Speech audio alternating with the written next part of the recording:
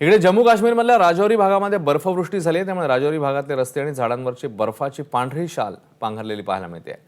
डोंगर रांगा आणि रस्त्याच्या दुतर्फा बर्फाने आपलं साम्राज्य पसरवलंय. त्यामुळे राजौरीतल्या ऐतिहासिक मुघल रस्त्यावरची वाहतूक मंदावलेली आहे.